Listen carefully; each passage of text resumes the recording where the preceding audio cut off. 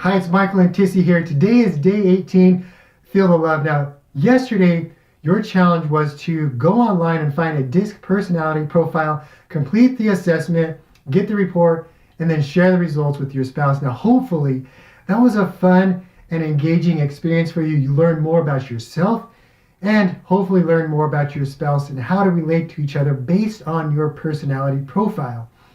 Today is also a fun day where I've included a link in the worksheet to the 5 love languages assessment.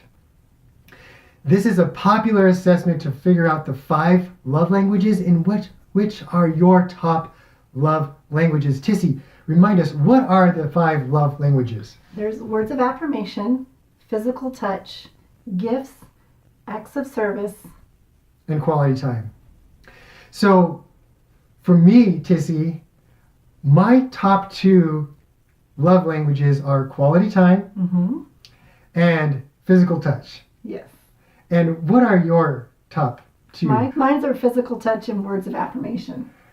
So, okay, we're both physical touch, so we can hold hands, we can snuggle up to each other. What are some ways that I can express words of affirmation to you that makes you feel loved? It's simple things like just telling me I'm beautiful, saying that he loves me. Sometimes he just gives me a little, you did a great job today on dinner. Sounds simple, but it means a lot to me. Is there any other way that you liked for me to express words of affirmation?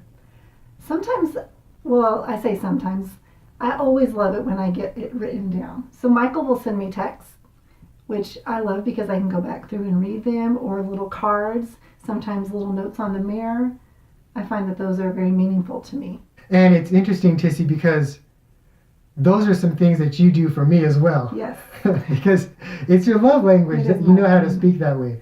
So oftentimes, I'll get the texts. Tissie will leave the notes on the mirror. Tissie will leave the note in my luggage because she knows that love language. She speaks it fluently. Yes. She's able to communicate it well in that way. And then mine is physical touch and quality time. So quality time, it doesn't have to be something big like going to an event. It can be, but it's really just one-on-one interaction. Yes.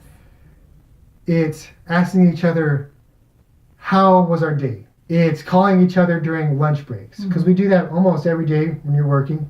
Even though we're not face-to-face, it's still quality time for me. And we try to also take trips. We enjoy that. Maybe 2 or 3 trips a year together. And they don't have to be big trips. A lot of times we'll just go maybe for a weekend, an hour or 2 away from where we live, in the mountains, or go to the hot springs.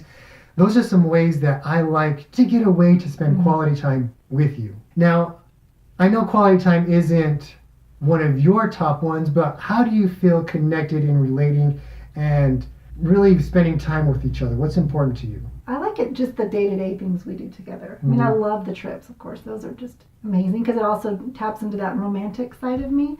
But it's the sitting on the couch together. I'll get lost in the TV and I have to remind myself, hey, I could just go, Michael's not a big TV guy. I can just go sit upstairs with him and just, even if we're not talking, just being together while we're both reading. It means a lot. It means a lot to me, just you being there.